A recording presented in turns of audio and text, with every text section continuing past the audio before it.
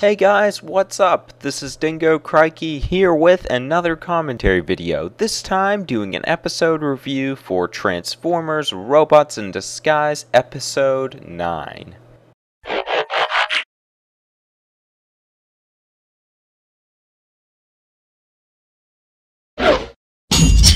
So, as usual, following my Saturday routine, waking up at 6:30 in the morning, right in time to watch Robots in Disguise.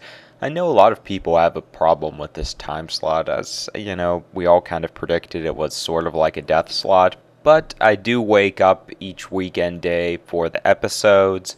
Sometimes I go right back to sleep afterwards. I do think they have a lot of the episodes already on even YouTube, but I just like watching them when they air for the full effect. And this week, was it worth it to wake up at 6 o'clock in the morning for Robots in Disguise? Not really sure. Last week we had an episode that was potentially the best in the series in my opinion, and this week we have another not so great episode, and that seems to be what the show's doing, just fluctuating. We'll have a pretty good to really good episode, and then one that is either mediocre or just plain bad and silly. I wouldn't say this one was terrible, but it definitely had a handful of parts that just kind of had me lulling through the episode, predicting what was going to happen, hoping for something better, never really got to it. So, let's get into the episode. As far as the plot goes, at a first glance, you would probably say this is about Springload, the new Decepticon, and Strongarm and Bumblebee trying to stop him. But really, that's kind of just a setup for a more character-based plot, which goes in two different directions, obviously. As we have the conflict between Denny and Fix-It, and then also Strongarm kind of wanting to prove herself by going out on this solo mission. As far as the thing with Springload goes, it's just another Monster of the Week story. I mean, what could I really say at this point? Springload wasn't really that much of an intimidating bad guy. He had his whole story looking for the Duronis.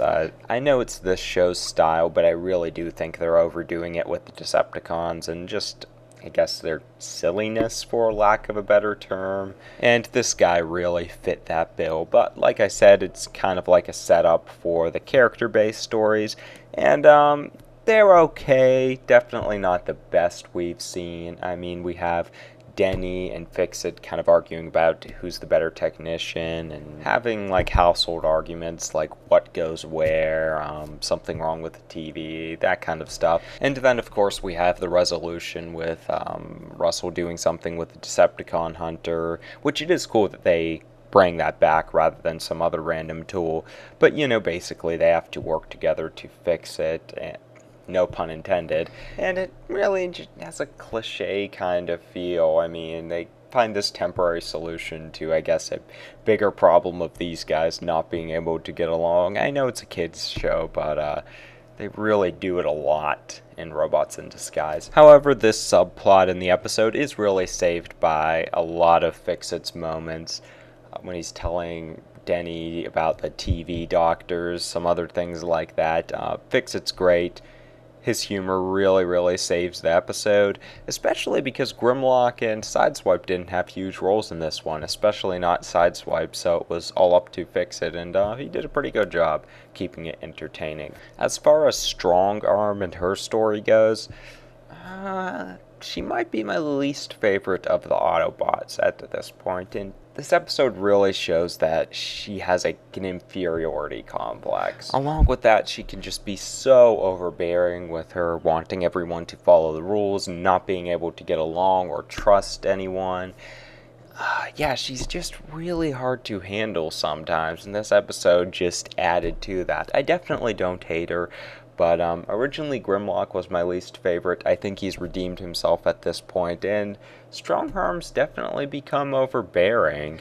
She kept making mistakes in this episode, and I was like, okay, Bumblebee's gotta scold her for this. And he kind of did, but not to the extent I think it should have been, and I think Strongarm should have learned more about failure. Now she does kind of learn a lesson in the end, But if this was carried out over a few episodes, not really condensed and closed up here, I think they could have made something much more entertaining that I'd be coming back for each week to see. But they just closed it up here and made the episode kind of forgettable as a result. So overall, the plot lines in this episode, the subplots, however you want to look at them, weren't really that great in themselves, but the humor, especially from Fix-It, and the little bits we got from Sideswipe and Grimlock were definitely the saving graces of the episode. As far as the characters go, obviously mentioned which ones got focus, but I still feel like it's sort of like Bumblebee and his team, and I like that. It's cool that they're giving this show a main character vibe. It's not something we really get in Transformers too often, so still liking that. Strong Arm talked about her, some of the problems with her character. Fix-It, once again, had some really funny moments, even the resolution with him. Yeah, it's a corny feeling resolution between him and Denny, but they pull it off pretty well just because Fix-It's such an enjoyable character to watch. He has really good voice acting, always in character, so Fix-It's good. Russell, kind of getting used to him, but I still can't stand him most of the time, and he had a good amount of time in this episode, so that was annoying. Like I said, Grimlock and Sideswipe were funny in this one, but they were much more minor, and that's okay because Sideswipe just had a lot of focus in the last episode. Grimlock also had some development, so it's okay that they weren't too main in this one. Springload, not a big fan of him. Would be really surprised if they used this guy again, as his mission has really no relevance in any kind of a greater story. And he was pretty annoying. Not a big fan of his design either. So hope they don't bring Springload back. And I'm pretty doubtful they would. Other things in regards to the episode, I did really enjoy the jungle location. The show kind of experiments with locations. Definitely doesn't do it as much as Transformers Prime did, but this one was cool, even the inside of the temple. Different from what we usually see in the Transformers shows, kind of reminded me of Transformers Cybertron on the Jungle Planet, so that was pretty cool. The fighting in this episode really wasn't as entertaining as it usually is. Usually the action in Robots in Disguise is pretty solid. This time, not that much, and what we did see was just kind of one-punch done deals. Also noticed some stillness in the animation, especially when the temple's crumbling and Springload's just kind of standing there totally inanimate. So little things like that, we usually don't see a whole lot of them in Robots in Disguise, but maybe this episode was more low budget than some of the other ones. Final category of critique for this episode is things I would like to see in the future based on what this episode showed us, because there were a few things that just came to me as I was watching.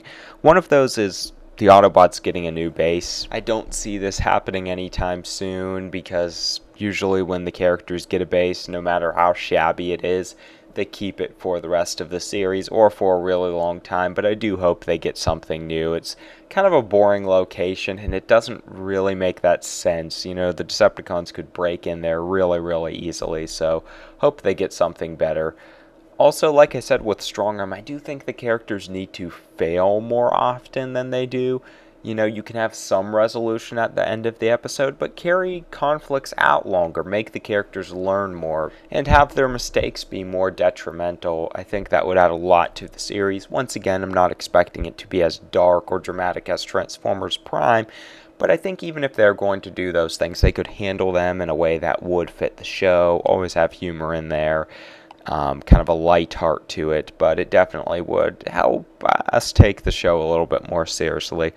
Also, I would like to see them ditch a lot of the repetitive humor. Strong Arm always checking the guidebook, Fix-It's voiced glitches. A lot of this stuff has really gotten overdone at this point. Maybe at episode 14, when they're, I guess, kind of on season 2 or season 1.5, they'll get rid of some of this stuff. Really hope they do, because while the show has a lot of good humor, this stuff isn't part of it. And like I was saying with Springload, really would like to see them improve the Decepticon characters, or have ones that either come from or contribute to Transformers lore.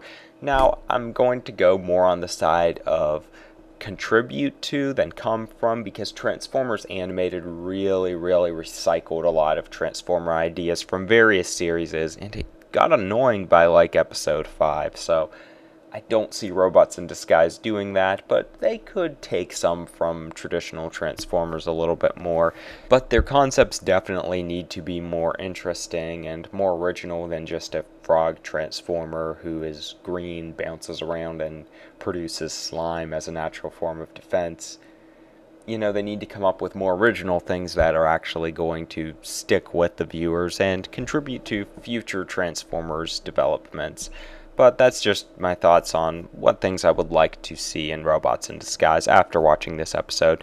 Going from there, final thoughts. Plot wasn't so great. The lessons in this episode were kind of cheesy, but it did have some really funny moments, good locations. But I would probably give this episode 6 out of 10 overall. The humor bringing it up, because it was really good in this episode. Plot, not that great. I feel like 6 is a decent rating for it. Anyways, that's all I have to say about this one. You guys could tell me what you think in the comment section below. Good episode, bad episode, hate Springload. Leave your thoughts in the comment section below, along with any topic suggestions you might have pertaining to Robots in Disguise, Transformers 5, the Transformers Generations toy line, or just general Transformers stuff. Also, if you're interested in more Robots in Disguise videos, you could check out my playlist, have general Robots in Disguise topics, along with episode reviews. Anyways, that's all I have to say for this one. Thanks for watching, stay tuned, and have a good one, guys.